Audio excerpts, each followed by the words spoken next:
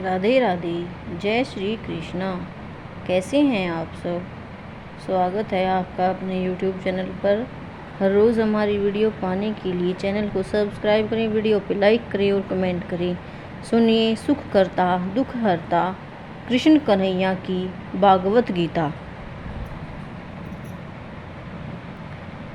अधिभूतम शिरो भाव है पुरुषचाधिदैवतम अधियज्ञो अवहेमी वात्र देहे देहभृताम वर। अर्थात हे देहधारी, मैं श्रेष्ठ निरंतर परिवर्तनशील यह भौतिक प्रकृति अधिभूत कहलाती है। भगवान का विराट रूप जिसमें सूर्य तथा चंद्र जैसे समस्त देवता सम्मिलित हैं अधिदेव कहलाता है तथा प्रत्येक देहधारी के हृदय में परमात्मा स्वरूप स्थित मैं परमेश्वर अधियज्ञ कहलाता हूँ। यह भौतिक प्रकृति निरंतर परिवर्तित होती रहती है। सामान्यतः भौतिक शरीरों को 6 अवस्थाओं से निकलना होता है। वे उत्पन्न होते हैं, बढ़ते हैं, कुछ काल तक रहते हैं, कुछ गौण पदार्थ उत्पन्न करते हैं, क्षीण होते हैं और अंत में विलुप्त हो जाते हैं। यह भौतिक प्रकृति अधिभूत कहलाती है। यह किसी निश्चित समय में उत्पन्न की जाती है और किसी निश्चित समय में विनष्ट कर दी जाती है। परमेश्वर के विराट स्वरूप की धारणा जिसमें सारे देवता और उनके लोक सम्मिलित हैं अधिदैवत कहलाती है। प्रत्येक शरीर में आत्मा सहित परमात्मा का वास होता है जो कृष्ण भगवान का अंश रूप है। यह परमात्मा अधियज्ञ कहलाता है और हृदय में स्थित होता है। इस श्लोक के प्रसंग में एवं शब्द अत्यंत महत्वपूर्ण है क्योंकि इसके द्वारा भगवान बल देकर कहते हैं कि परमात्मा उनसे भिन्न नहीं है। यह परमात्मा प्रत्येक आत्मा के पास आसीन है और आत्मा के कार्यकलापों का साक्षी है और आत्मा की विभिन्न चेतनाओं का उद्गम है। यह परमात्मा प्रत्येक आत्मा को मुक्त भाव से कार्य करने की छूट देता है और उसके कार्यों पर निगरानी रखता है। परमेश्वर के इन विविध स्वरूपों के सारे कार्य उस कृष्ण भावना भावित भक्त को स्वतः स्पष्ट हो जाते हैं जो भगवान की दिव्य सेवा में लगा रहता है। अधिदैवत नामक भगवान के विराट स्वरूप का चिंतन उन नव दीक्षितों के लिए है जो भगवान के परमात्मा स्वरूप तक नहीं पहुंच पाते। अतः उन्हें परामर्श दिया जाता है कि वे उस विराट पुरुष का चिंतन करें जिसके पांव अधोलोक हैं, जिसके नेत्र सूर्य और चंद्र हैं और जिसका सिर उच्च लोक है। अगला श्लोक अंत काले च मामेव स्मरन् मुक्त्वा कलेवरम यह प्रयाति स मद्भावम याति नास्त्यतर संशय है। अर्थात जो और जीवन के अंत में जो केवल मेरा स्मरण करते हुए शरीर का त्याग करता है वह तुरंत मेरे स्वभाव को प्राप्त करता है। इसमें रंच मात्र भी संदेह नहीं है। इस श्लोक में कृष्ण भावनामृत की महत्ता दर्शित की गई है। जो कोई भी कृष्ण भावनामृत में अपना शरीर छोड़ता है वह तुरंत परमेश्वर के दिव्य स्वभाव को प्राप्त होता है। परमेश्वर शुद्धाति शुद्ध है और जो व्यक्ति कृष्ण भावना भावित होता है वह शुद्धाति शुद्ध होता है। स्मरण शब्द महत्वपूर्ण है। श्री कृष्ण का स्मरण उस अशुद्ध जीव से नहीं हो सकता जिसने भक्ति में रहकर कृष्ण भावनामृत का अभ्यास नहीं किया। अतः मनुष्य को चाहिए कि जीवन के प्रारंभ से ही कृष्ण भावनामृत का अभ्यास करें।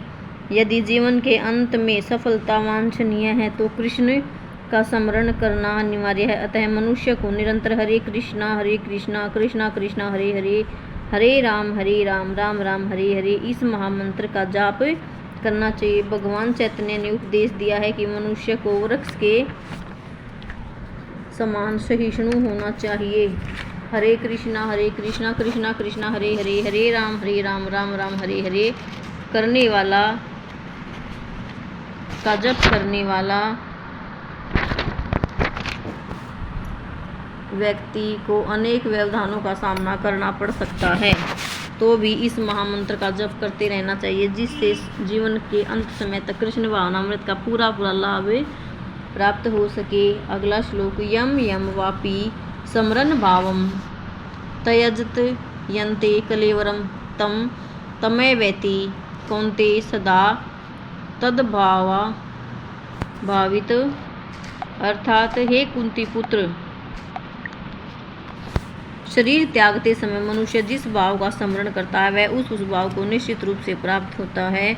यहाँ पर मृत्यु के समय अपना स्वभाव बदलने की विधि का वर्णन है। जो व्यक्ति अंत समय कृष्ण का चिंतन करते हुए शरीर त्याग करता है उसे परमेश्वर का दिव्य स्वभाव प्राप्त होता है। किंतु यह सत्य नहीं है कि यदि कोई मृत्यु के समय कृष्ण के अतिरिक्त और कुछ सोचता है तो उसे भी दिव्य अवस्था प्राप्त होती है। हमें इस बात पर विशेष ध्यान देना चाहिए। तो फिर कोई मन ही सही अवस्था में किस प्रकार मरे।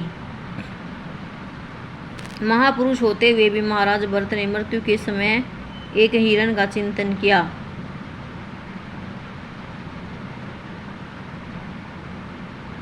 अतः अगले जीवन में हिरण के शरीर में उनका देहांतरण हुआ। यद्यपि हिरण के रूप में उन्हें अपने विगत कर्मों की स्मृति थी, किंतु उन्हें पशु शरीर धारण करना ही पड़ा। निसंदेह मनुष्य के जीवन भर के विचार संचित होकर मृत्यु के समय उसके विचारों को प्रभावित करते हैं। अतः इस जीवन में उसका अगला जीवन बन जाता है।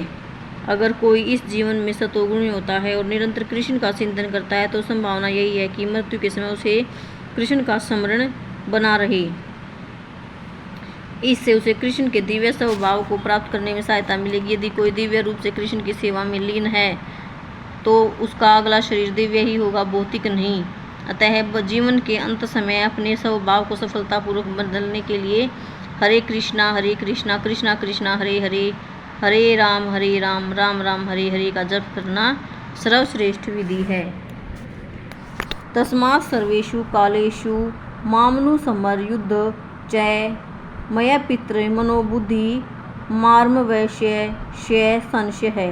अर्थात अतएव हे अर्जुन, तुम्हें सदैव कृष्ण रूप में मेरा चिंतन करना चाहिए और साथ ही युद्ध करने के कर्तव्य को भी पूरा करना चाहिए। अपने कर्मों को मुझे समर्पित करके तथा अपने मन एवं बुद्धि को मुझ में स्थिर करके तुम निश्चित रूप से मुझे प्राप्त कर सकोगे। अर्जुन को दिया गया यह उपदेश भौतिक कार्यों में व्यस्त रहने वाले समस्त व्यक्तियों के लिए बड़ा महत्वपूर्ण है। भगवान यह नहीं कहते कि कोई अपने कर्तव्यों को त्याग दे। मनुष्य उन्हें करते हुए साथ साथ हरे कृष्णा का जाप करके कृष्ण का चिंतन कर सकता है। इससे मनुष्य भौतिक कलमश से मुक्त हो जाएगा और अपने मन और बुद्धि को कृष्ण में प्रवृत्त करेगा। कृष्ण का नाम जप करने से मनुष्य परम धाम कृष्ण लोक को प्राप्त होगा, इसमें कोई संदेह नहीं है। राधे राधे। जय श्री कृष्णा।